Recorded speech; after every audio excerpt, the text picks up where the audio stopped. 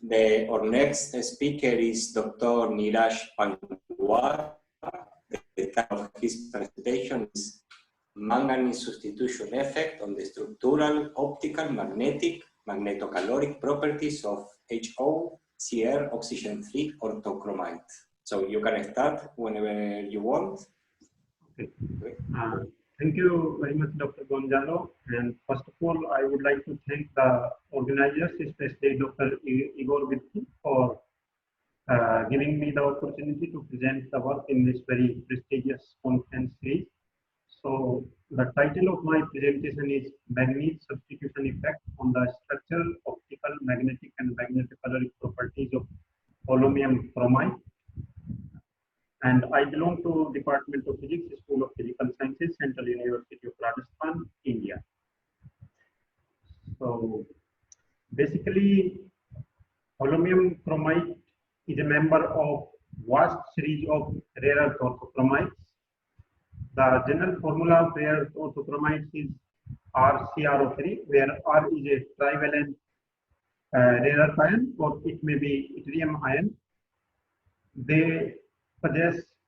Orthochromites possess perovskite structure, that is orthorhombic perovskite structure at room temperature with space group PBNM or PNMA. The ideal cubic structure is the ideal cubic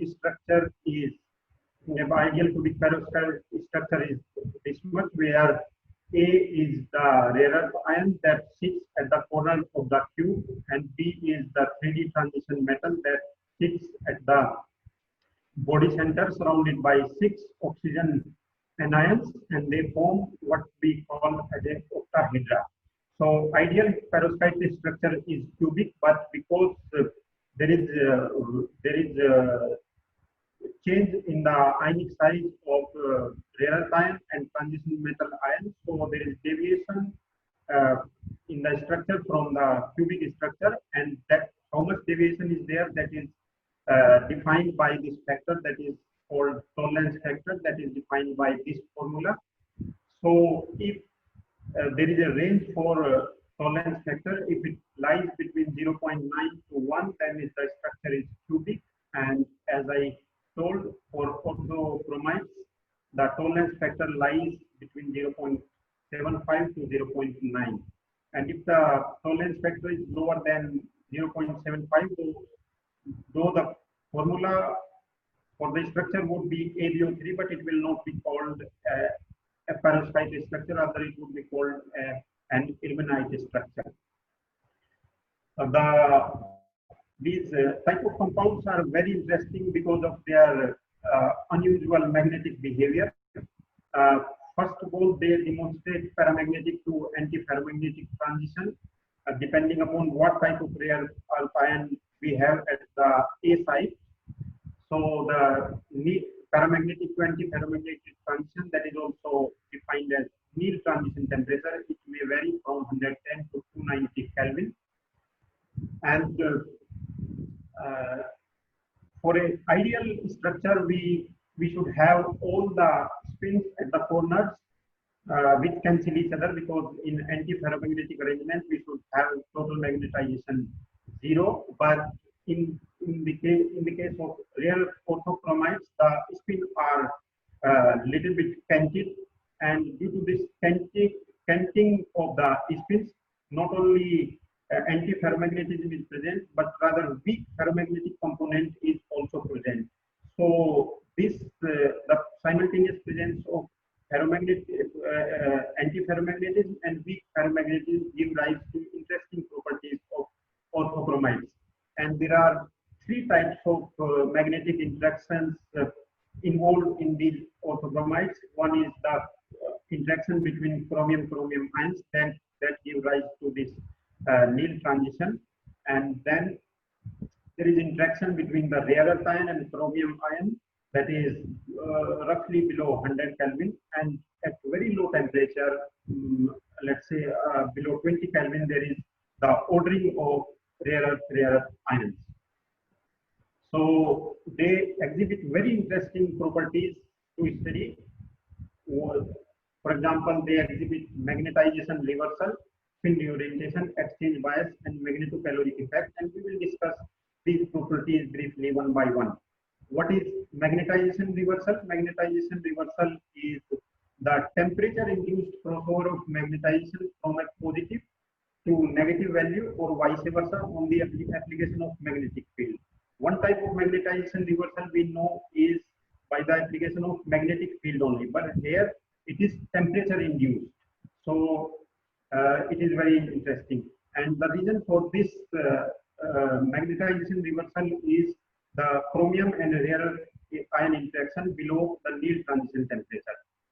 In this picture, the magnetization variation is shown as a function of temperature. At higher temperature, we can see that the green arrow represents the chromium magnetization and the blue arrow represents the rare earth magnetization. So at higher temperature, the chromium magnetization dominates the rare earth magnetization, but as we lower the temperature at one particular temperature, both the magnetizations equal, and hence we get zero magnetization. And as we further lower the temperature, the rare ion magnetization dominates that of the chromium ion, and hence we get the negative magnetization. It has many interesting applications, and the temperature where both the magnetizations cancel and we get zero magnetization in the sample, it is called it is defined as the compensation temperature.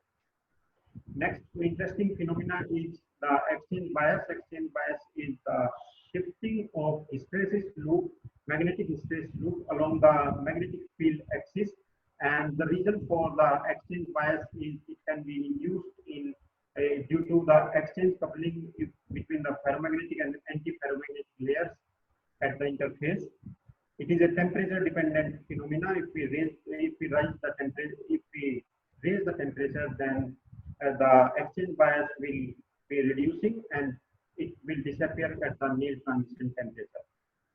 So this cartoon shows the exchange bias. We can see that hysteresis loop has shifted to the left side, and so we have different value of coercive field. And again, this animation shows the shifting of hysteresis loop depending upon the coupling between the ferromagnetic and anti-ferromagnetic layer.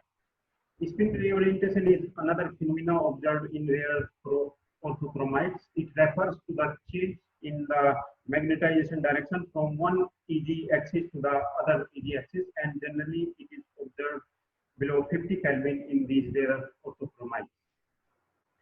So there are different types of magnetic structures. These are called F, A, C, G type. For example, in F-type structure, we have the ferromagnetic arrangement between intra and interlayers.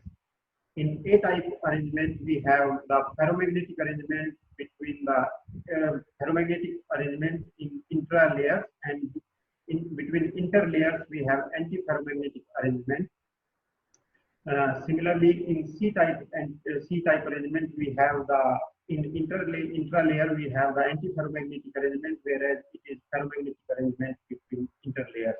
And in G-type arrangement, it is the anti-ferromagnetic arrangement everywhere.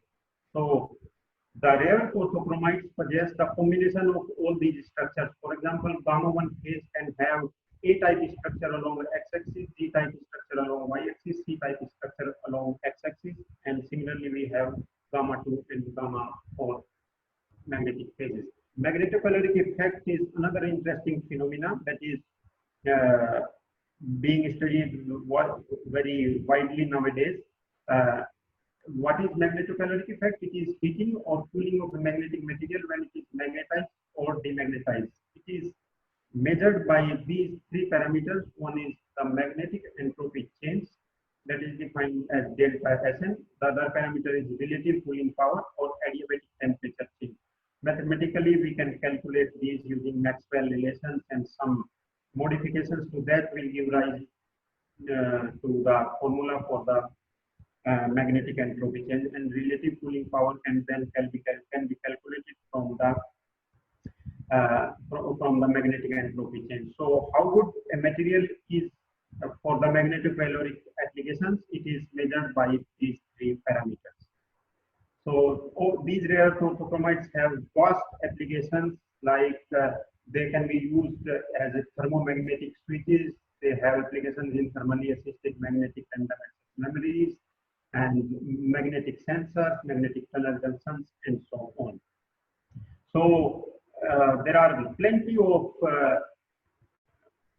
rare earth orthochromites. Out of them, holmium chromite is important because it has the holmium ion that exhibits a very large magnetic moment, something around 10.60 μb, and the effective magnetic moment is 11.28 of the HOCrO3 compound. So this holmium chromite compound we have studied for the following reasons. It exhibits distorted orthorhombic structure at room temperature. And as I told in the previous slide that the perovskite structure, ideal perovskite structure is cubic, but because different ions are present in the perovskite structure, so there is a distortion.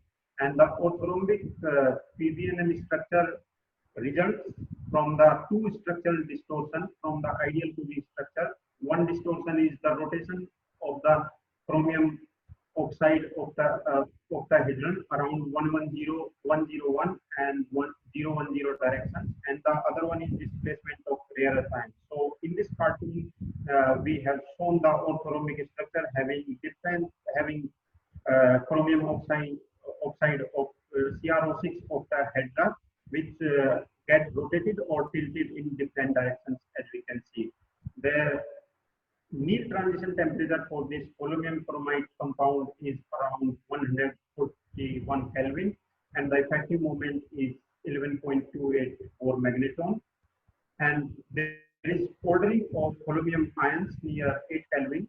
It exhibits magnetization reversal, magnetocaloric effect 7.2 joule per kilogram Kelvin below 30 Kelvin, and relative cooling power 408 joule per Kelvin. So it exhibits very interesting magnetocaloric effect in the liquid helium range, and as we know that helium is very less in the atmosphere, and there is a worldwide concern to replace helium by some suitable compound, magnetocaloric compound. So not only their magnetic properties are in test, some signature of ferroelectricity has been observed in holmium chromite.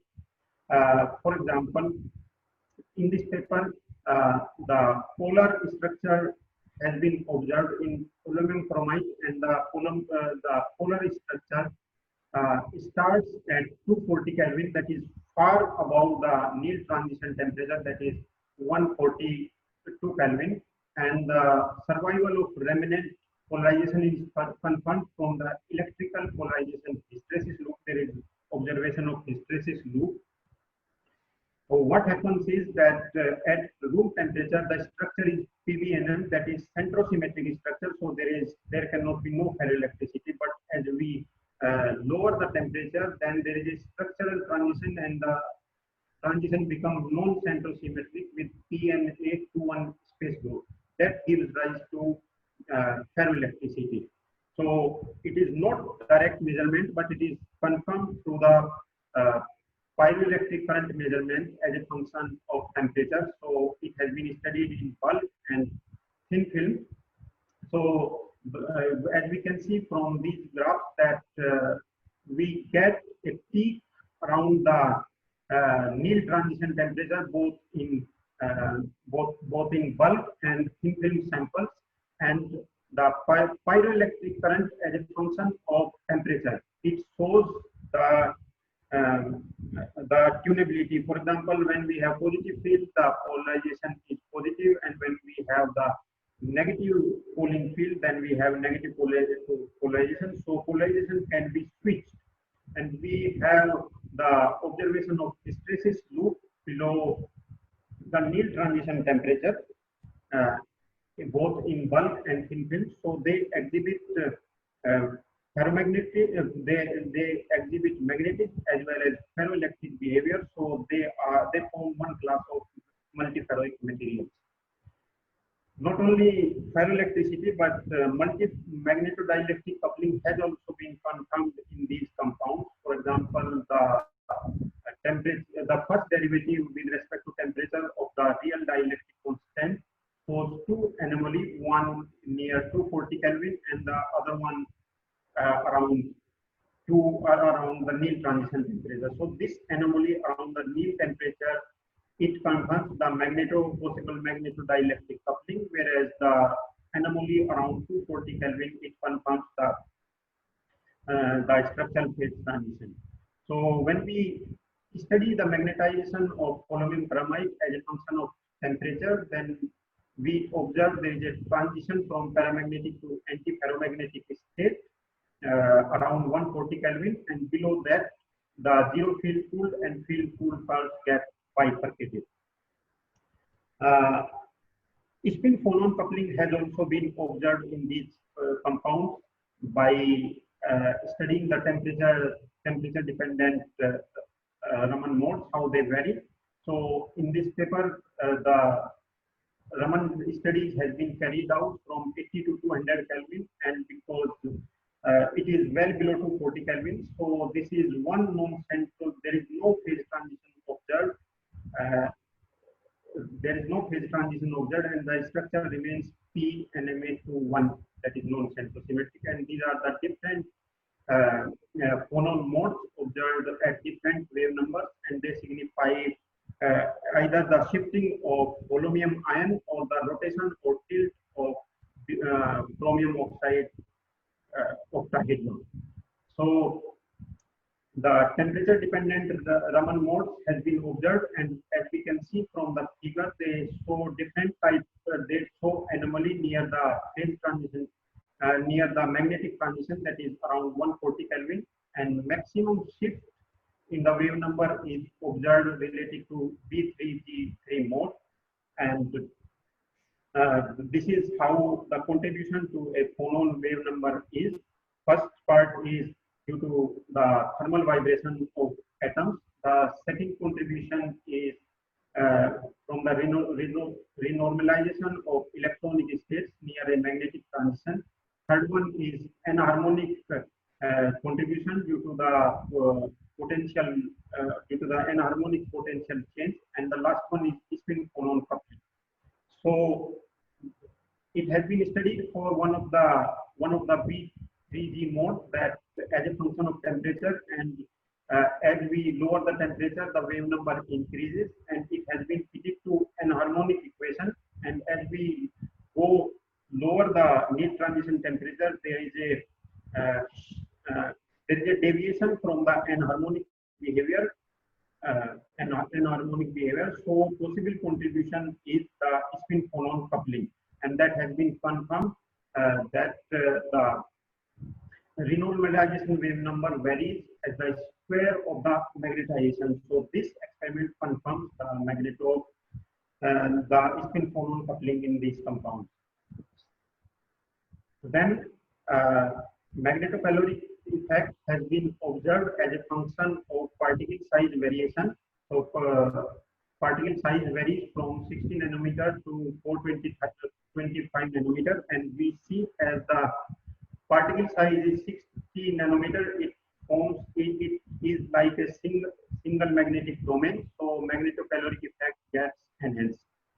Similarly, the relative cooling power was also observed to get enhanced when particle size gets reduced. Similarly, doping of different ions has shown that, for example, if we dope gadolinium or we dope thulium in holmium bromide, then in the case of gadolinium, the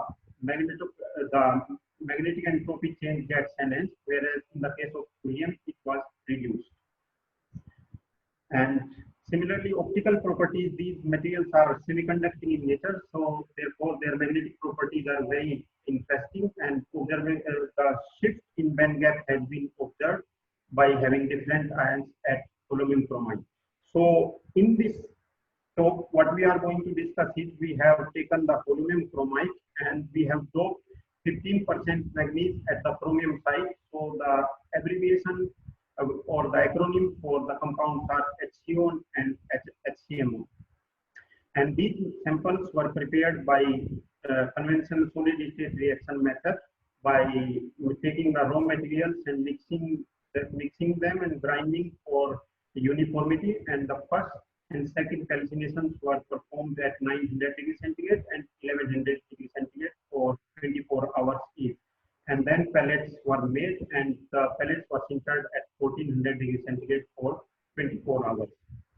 Then we carried out the morphological studies, and from the morphology we see that there are grains of varying size with polyhedral shapes, and some regions on the surface we can see agglomeration of grains.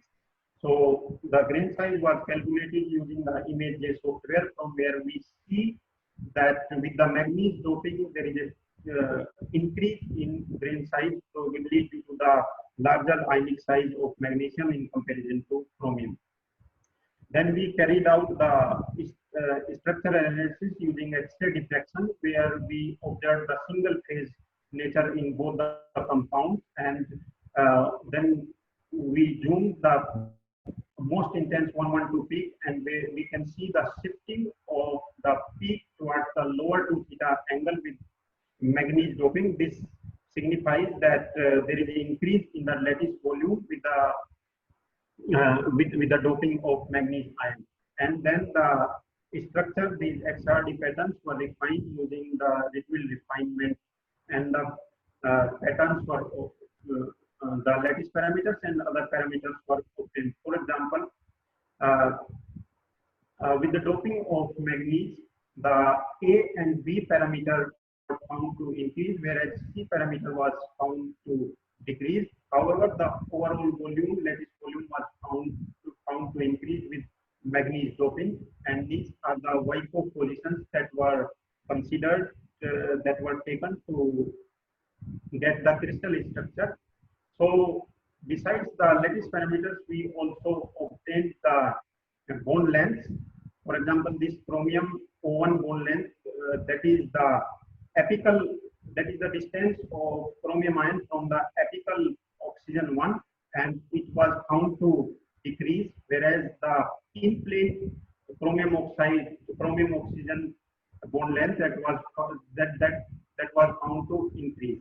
And however, overall chromium oxide bond length was found to increase with manganese doping. Similarly, the bond angles between the chromium and the apical oxygen was found to increase, whereas the bond angle between chromium and in plane oxygen was found to decrease, and tilt angles along 001 direction and 110 direction were also calculated, and they were found to decrease and increase simultaneously with the doping of manganese. So then we carried out the Fourier transformation in infrared spectroscopy to see whether the perovskite structure has been formed or not. So in the transmission mode, as a function of wave number, we observe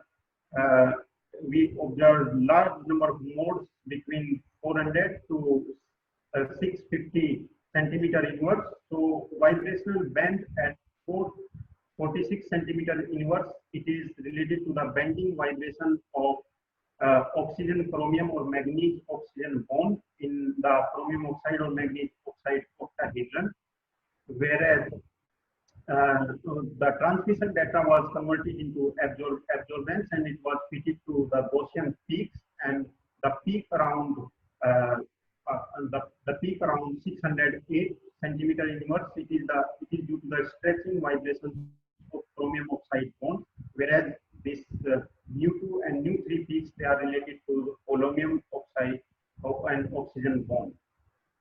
Other peaks related to hydroxyl groups were also observed. They define the moisture in the sample.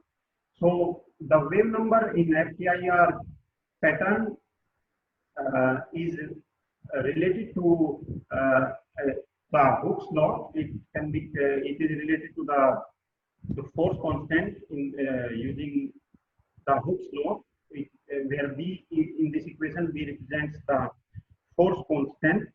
So the force constant further is related to the chromium or manganese oxide bond length by this formula, and the vibrational band nu4, this band depends upon the transition metal ion, and what transition metal ion is present, whether it is chromium or manganese. So there is a significant shift observed in the peak position from 600 centimeter inverse to 598 centimeters inverse with manganese substitution due to the larger ionic radii of manganese ion with respect to chromium ion. So this means that there is an increase in the bond length with the substitution of manganese ion as confirmed from the X-ray. So these are the parameters we obtained from the fitting of these peaks. So we calculated the force constant that reduces with the substitution of manganese. Then we calculated the Debye temperature also, that also gets reduced with manganese doping. Then we carried out the Raman study of the two compounds, and though in a perovskite structure 24 Raman modes are observed, but here we could observe 10 modes, and these are the different modes. For example, Ag2 mode and B2G1 mode, they belong to the holmium element or holmium atom, and Ag2 mode is out of plane atomic vibration of rarer time in the Z direction, whereas B2G1 mode is related to rare vibration in the X direction. B2G2 and Ag4 mode, B2G2 and Ag4 mode, they are in the second region. So they are symmetric and anti-symmetric vibrations between oxygen O1 and A side cations in the Z and X direction respectively, and these are activated by the shifting of rare ion, that is holmium in this case. Then we have the Ag3 mode, then we have the Ag3 mode, this one mode. This is due to the in-phase rotation of chromium oxide, chromium O6 around Y direction, and it is activated by 0-1-0 rotations and the John-Taylor distortion. Similarly, other modes are also observed. By doping of manganese, what we have is, first is the intensity reduction, then there is merging of the different Raman modes, and there is a shift, red shift, there is a blue shift observed due to the manganese doping that defines the change in bond length or the chromium oxide octahedra rotation. Then we studied their optical properties and compared. So we carried out the absorption measurement of the two compounds as a function of wavelength, and what we observe is that in case of holmium bromide, we could observe several peaks. The first peak is related to the 4F to 5D transition. 4F belongs to the holmium and 5D also belongs to holmium. So there is a transition in holmium, and the other two peaks are related to the transition in chromium ion due to the crystal field splitting. Then from the absorbance, we wanted to calculate what is the change in the band gap as we dope manganese. So absorbance data was converted to this alpha H nu, and the band gap was calculated using this Stokes relation, and we found that in case of the pure compound HCO, the band gap is 3.12 electron volt, where with 15% manganese doping, the band gap gets reduced to 2.04 electron volts. So with manganese doping, there is a reduction in the band gap. Then from the absorbance data using this equation, we calculated the Urbach energy. Urbach energy is that tells about the disorder or the dislocations or the defects present in the material, and we see that as we dope manganese at the chromium site, there is a significant increase in the Urbach energy. Then we also calculated the skin depth. Skin depth is when we shine light on any material. So when it reduces to 1/e of its value at the surface, that distance is defined as the skin depth. So in case of holmium bromide, we see oscillatory behavior in the in the skin depth, whereas in case of manganese doped holmium chromite, the skin depth gets reduced because its optical conductivity increases. Then we calculated the refractive index and the extinction coefficient. Both are the real and imaginary part of the complex refractive index.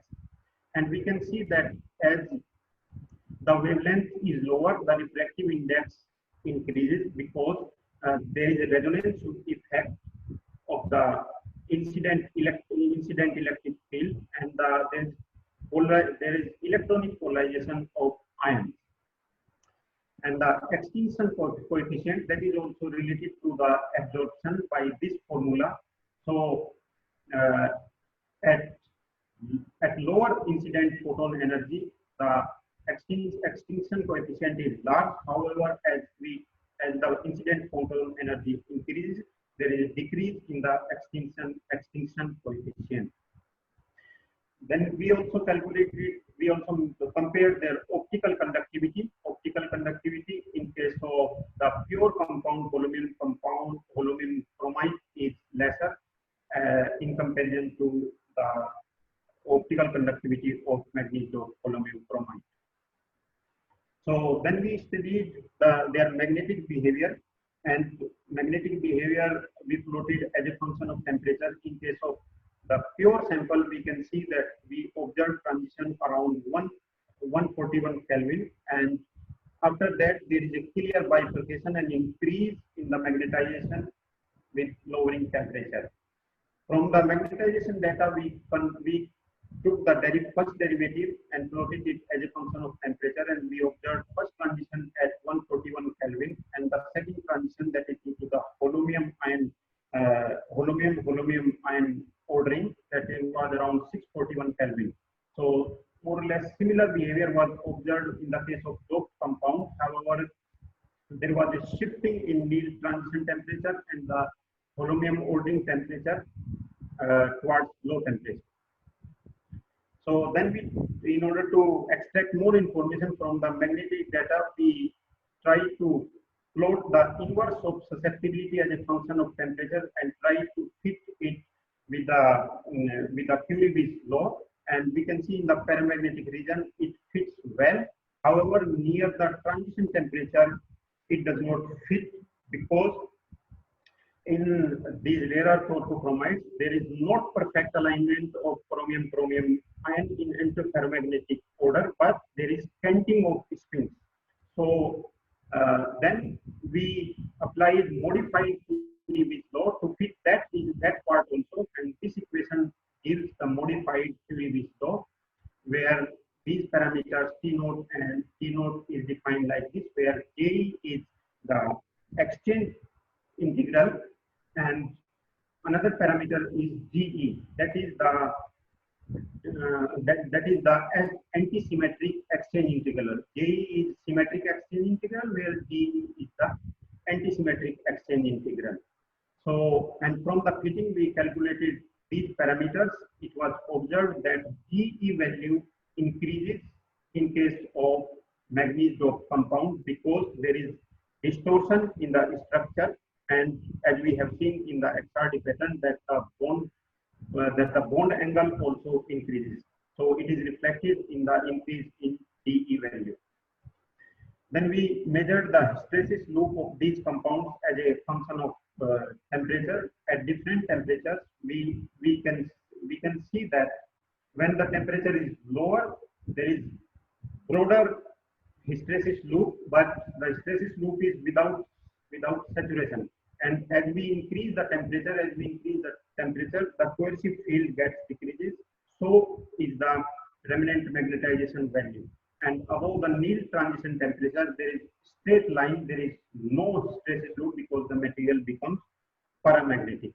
In the case of doped compound, the hysteresis loop gets shrink very much, but there is signature of weak ferromagnetic behavior followed by the increasing magnetization at higher magnetic field. So then we perform the magnetization measurement in first quadrant as a function of magnetic field, and from that we calculated the magnetic entropy change at different temperatures. So we can see that at lower temperatures, something around 12.5 Kelvin, the magnetic entropy change gets enhanced.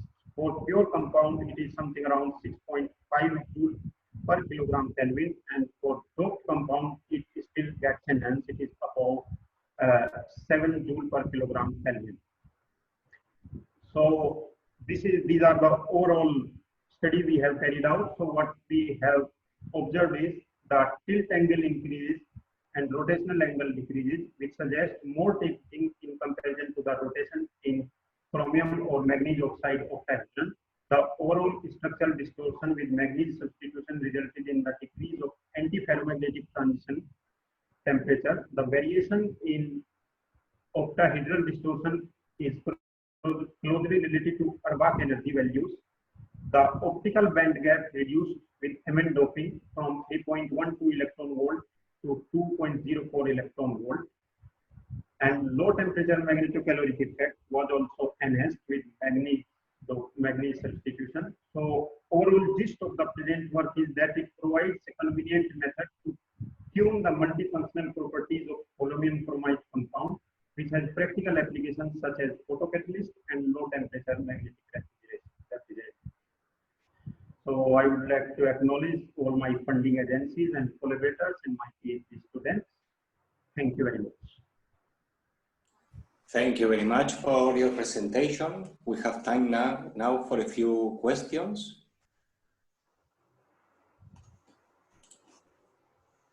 If someone has a question, please use the hand, or you can switch on your microphone. In the chat, we have a question in the chat. MV Prasad asks, since these materials are showing hysteresis loops, they can be called magnetoelectric instead of magnetodielectric. Could you please clarify? Sorry, can you repeat this? Yeah, you can click on the chat button and you will have a question there. Can you read it? Let me. Yes. Something. Since these materials are showing hysteresis loop, they can be called magnetoelectric or magnetodielectric. Yes. But the answer is because, of course, they can be called, but there is very slim hysteresis loop, PE loop, and that may be due to the conducting nature of the sample, because these samples are not perfectly insulating, but they are semiconducting in nature. So some conductivity effect may also be there. It is not direct measurement, but it is measured through the ferroelectric current. It is not as high as observed in conventional ferroelectric material. And the origin of ferroelectricity is also different. It is due to the rotation or tilt of the octahedron and shifting of holmium ion. So it is not conventional ferroelectric. Yes. Okay, thank you very much. Thank you for your presentation again.